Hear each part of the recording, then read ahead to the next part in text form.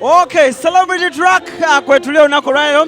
Alan Cruz Mr. Handsome nyanga y'okutegeeza olunaku lwaleero tuli ku launch ya Sabwana Toro ey'oluyimba lwe olupya naye nzikiriza essaawa zino wendaga ngenda kubuuzaako Kojja Kitonsa ne mukyala we omulungi Grace Khan baaluuse dda.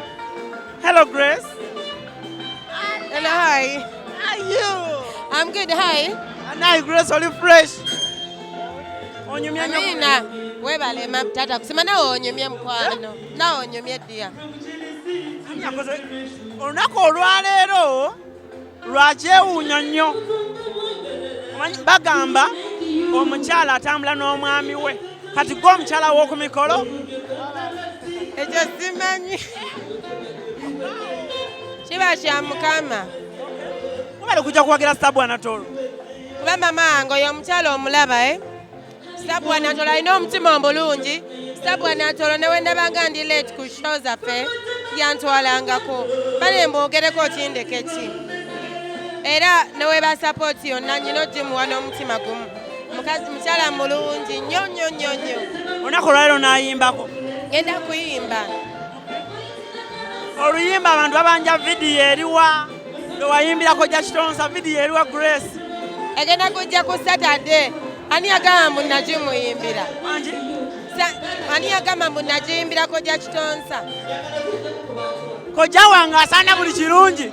So wapakaginga ebirungo byonna byonna bye wandimuwadde n'obiteeka mu luyimba. No. Kojja mukwano gwange, Kojja taata wange, Kojja mama wange, Kojja jjajja wange. Kojja is everything. I love him. Yeah. Ani akwambaza olunaku lwaleero oyambadde olugoye lumakingana enviiri n'eŋŋamba nangono Grace wa 2019. Anyambaza botiki eri awo wakali. Gamba nyambaza ng'engalo ziri bwesa nyambaza. Anti kuba yateekamu ssente ne banyambaza ebirungi. Ne Grace, sooka ombuulire wamma kati gwe ayinza otuwa experience entuufu.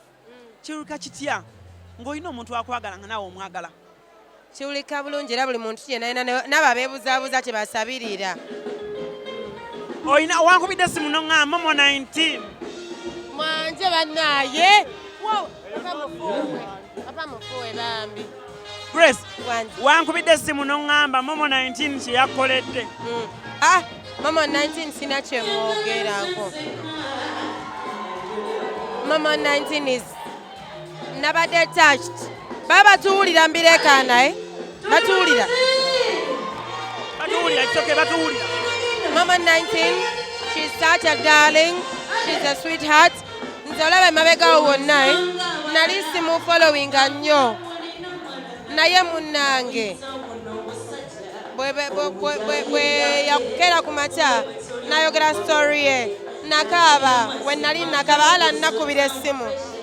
I love Momo 19 from day one. I mean, mukusaka some attention. Okuva ku story ye nalaba ku celebrity track. Njagala nnyo Momo 19. She's such a sweetheart. Kaina story eyagala ofaananamu n'eyange. Segera. Bakuronka agala nnyo. Ate n'ojja n'obanga Alan Cruz akola ne Momo 19 ku BBS. Kaagala nnyo. And she's such a sweetheart. I love her. Grace, tugambire ku mwami atunuleko eno tusaba kwogerako naye anti gwe mukyala. Musabe nga tuwulira.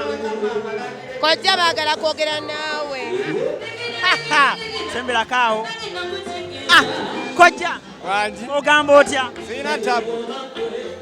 Kojja kiwulirika kitya ng'otambudde n'omuntu gw'oyagala? Of course toyinza ntambula n'atali mukwano gwo. Otambula na mukwano gwo. Obulamu buli butya? Obulamu buli butya? Obulamu bulungi tewali tabu. Abantu abanja vidiyo ya Grace Khan oluyimba lwe yakolera.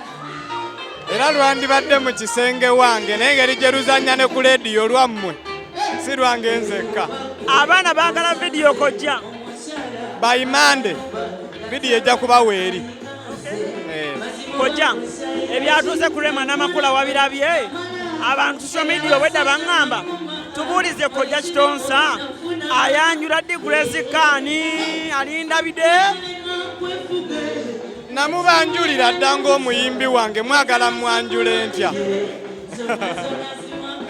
namubanjulira dda muyimbi wange mukwano gwange mwagala mwanjule ntya kati kojja kyekiddako wangi kyekiddako just tutegeka launch omwaka ogujja tetujja sukka gwa kubiri mulina lonki tuli mu kuteekateeka mu gwokubiri tujja batumaze obbabuulira kojja kitonza alongside Grace Khan no Kitonza Events presents Grace Khan in concert live in concert olunaku lwali lwaki oze okuwagira Sabu Anatolo oyo muwala wange mukwano gwange ate ayimba bintu bizimba maka ate bwe bukugu bwange we buli waliwo akayimba Grace Khan mu kuyimbira naye tokawulya wamayimba akayimba kakaliko webale kuntegeera Kaliwa.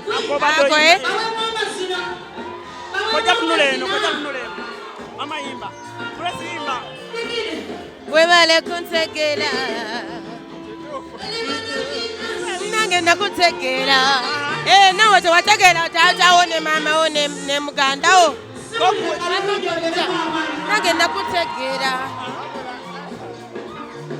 Grace nina akayimba kali kenjagala ennyo jangu nyimbire kali akayimba kenjagala ennyo labuye gyenjokuwa darling ako genda mu maaso tamagamaga baby oh darling nawe siba nesula ng'oli nange kisula simagamaga baby oh darling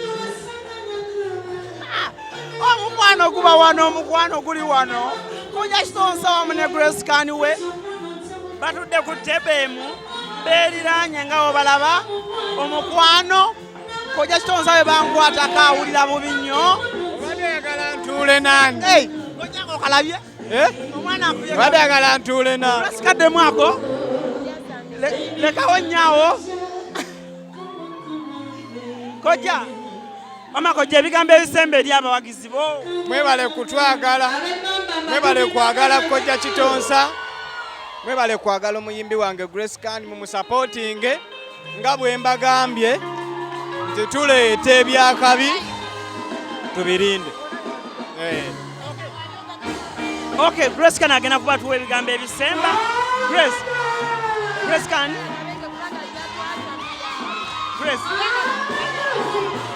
ebigambo ebisemba eri abawagizi bo abawagizi bange mikwano mbagala nnyo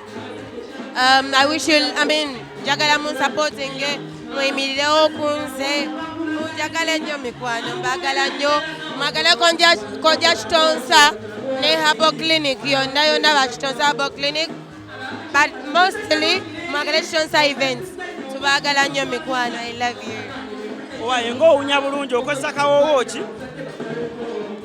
kaleke Celebrity Drive gwe mukutu gubasigala Alan Cruz wamu ne Grace Khan we amwagala ennyo naye musubscribinge ne Grace Khan yeetabukidde dda musubscribinge musibe bulungi mweraba